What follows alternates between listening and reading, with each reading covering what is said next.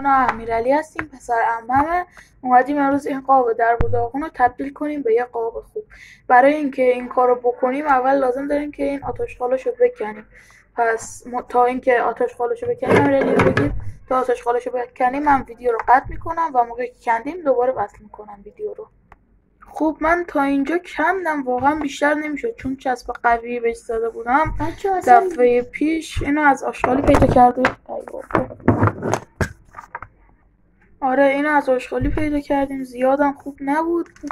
اصلا نمیره کاری کنید. ببینید خب خوبه، حالا دستمون رو نبود. آره میترسم که چیز خوب نچسبه، ولی خب بر اونجایی که میخوایم روش مقوای رنگی بچسبونیم فقط این گوشی‌هاشو بکنیم که بعد چسبوندن مقوا اینا معلوم نشن کافیه. اینقدر مهم نیستش بچه‌ها. زیاد مهم نیست که زیر قاب چی باشه، فقط یه خورده چیز باشه که بشه مقوا رو روش چسبون. خب خوبه، حالا ولش کن. آخر خیلی ویدیو خوب. ما اینجا یه دونه چسب رازی داریم، یه دونه هم ماتیکی. بچه آخر ویدیو میبینین این قاب به چی تبدیل میشه. خیلی خوب. الان یه دونه چسب رازی داریم و یه دونه ماتیکی. نمیدونیم از کدوم استفاده کنیم. امیرعلی به نظرت کدومی که اینو خوبه؟ چی میخواین بچسبونیم؟ مقوای رنگی. ماتیکی بهتره. آره منم احساس کنم ماتیکی بهتره. بچه نظرتون چه مقوایی؟ الان داخل ویدیو نمیتونم بگم. به نظرت آبی خوبه؟ آبی نه سبز چی؟ سبز. اولش قرار بود سبز بزنیم. آره سبز رنگ سرخ. خب بچه از من ویدیو رو لایک کنین و سابسکرایب کنین. حتما زنگوله هم ترتیب این. خیلی خوب. حالا این میذاریم اینجا، این میذاریم. امیرعلی ماژیک مشکی رو بده من. نه این حساسه، بده من. ماژیک مشکی رو بده، بکن درشو. خیلی خوب. میای دور تا دورشون میکشیم. اگه قاب قدیمی داشتید این کارو باش بکنید. حالا قابل استفاده نیست جلوی مردم، این کارو میکنیم فقط به عنوان سرگرمی. ولی خب هیچی که بهتر گوشی آدم نشکنه. اگه شیائمی دارید که اصلا لازم نیست قاب بندازید توش، چون شیائمی بدون قاب خیلی خوشگل‌تره.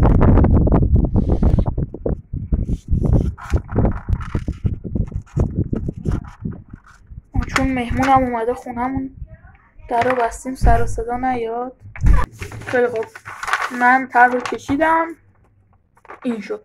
حالا بریم برای اینکه با قیچی برشش بدیم.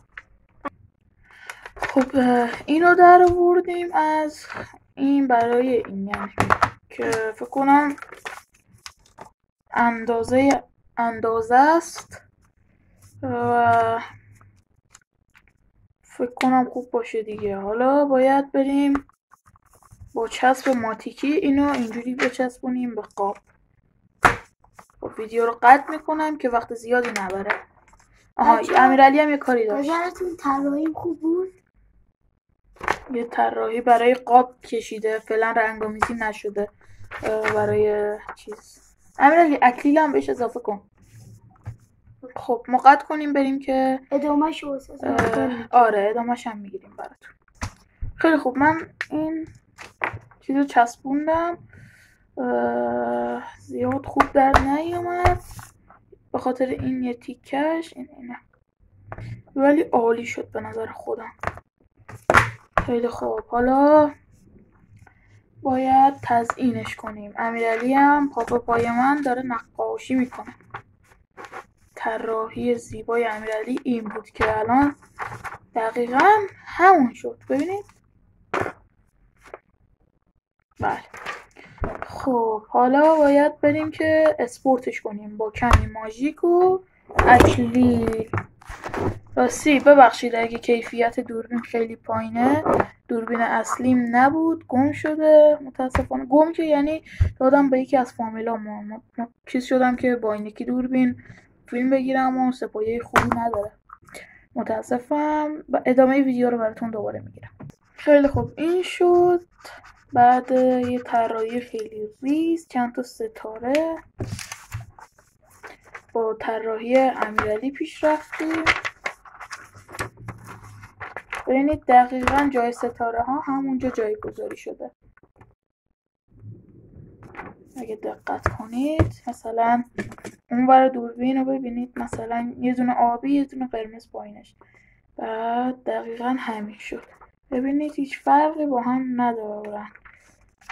بعد اینجوری کردنش.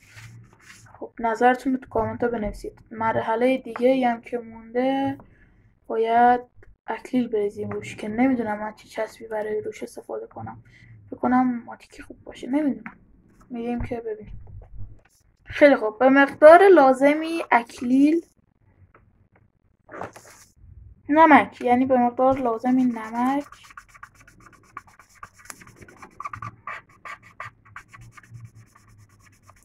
و بعدش در اکلیل رو بستن میکنیم و بعد با انگشت بسیار زیبامون این کار رو باهاش میکنیم. نمیدونم چرا اکلیل پخت نمیشه. بیا رو اینو تمیز کن.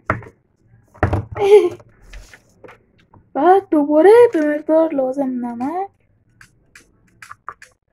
بعد دوباره با این انگشت زیبا لعنت بود.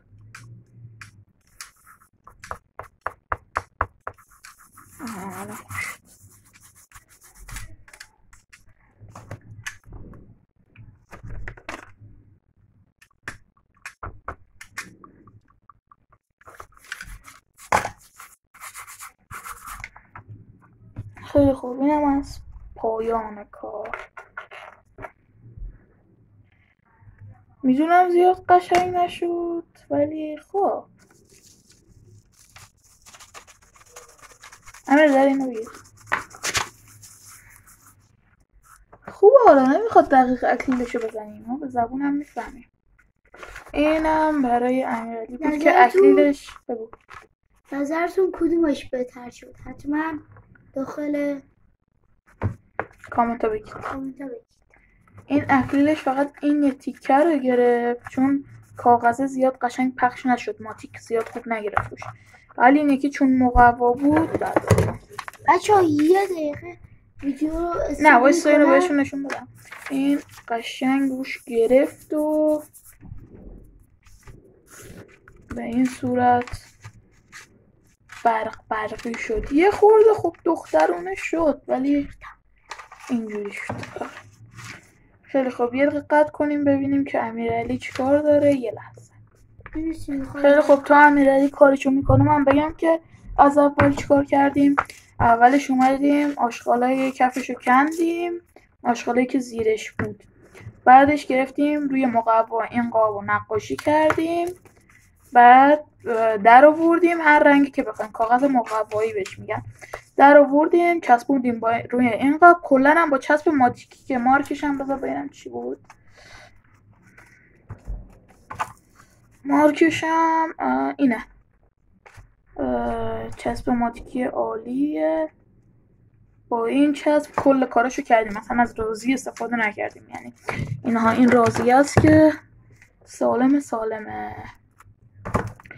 آره، اومدیم کفشو کندیم، بعد چسب زدیم، این مقوا رو چسبوندیم روش، ستاره های مبدل نمیدونم چی میگن دیگه کشیدیم روش و خوشگلش کردیم آبی و قرمز.